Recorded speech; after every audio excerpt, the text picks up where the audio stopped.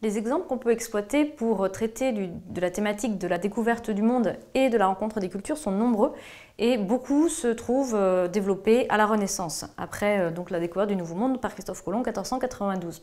Ces exemples, on peut les classer en deux catégories, la catégorie des exemples relatifs à l'Amérique du Sud et au Brésil d'ailleurs en particulier, et les exemples qui, eux, traitent plutôt de la pluralité des mondes. Alors on va voir que c'est deux types d'exemples différents, mais qui ont néanmoins des liens.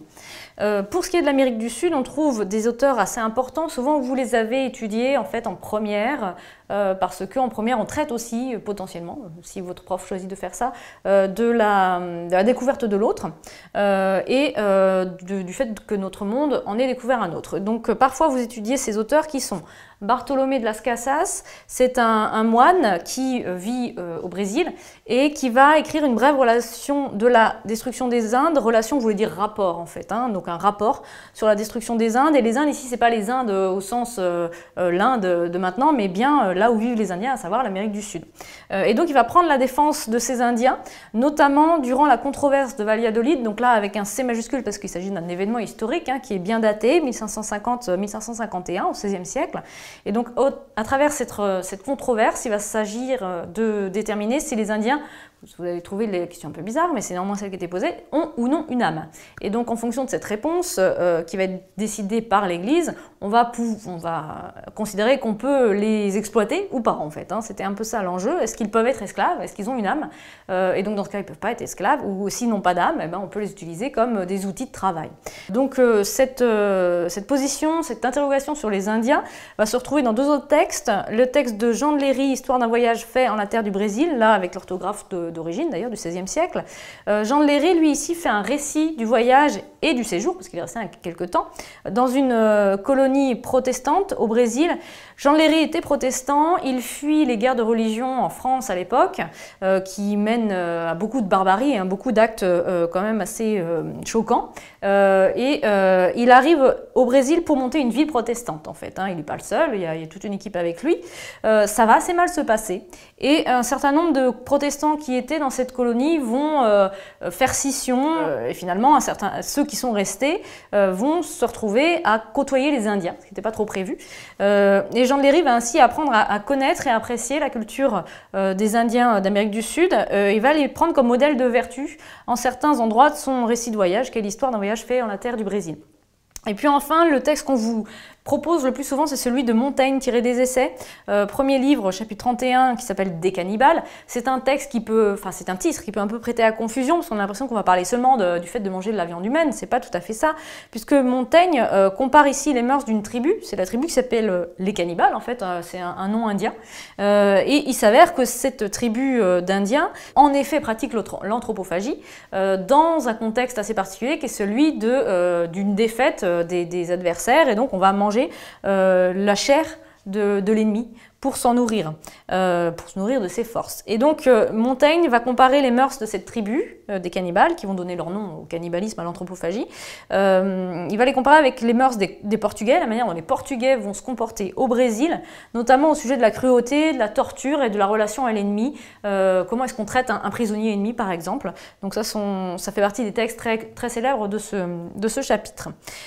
Pour ce qui est de la pluralité des mondes, alors oui, c'est un peu étrange ce thème, la pluralité des mondes. Et au moment où on découvre un nouveau monde, on s'interroge aussi sur le fait que dans l'univers, dans la galaxie, il pourrait y avoir d'autres mondes, d'autres, non pas planètes Terre, mais d'autres planètes qui pourraient supporter la vie et d'êtres qui soient proches des êtres humains.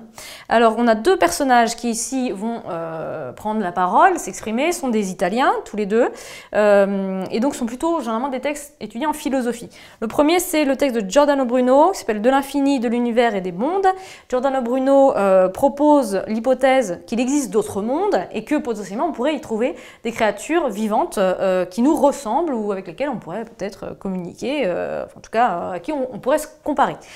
Cette hypothèse qui est associée à l'idée de l'infini de l'univers notamment va gêner et Giordano Bruno va être jugé pour hérésie, il va être brûlé à Rome au XVIe siècle.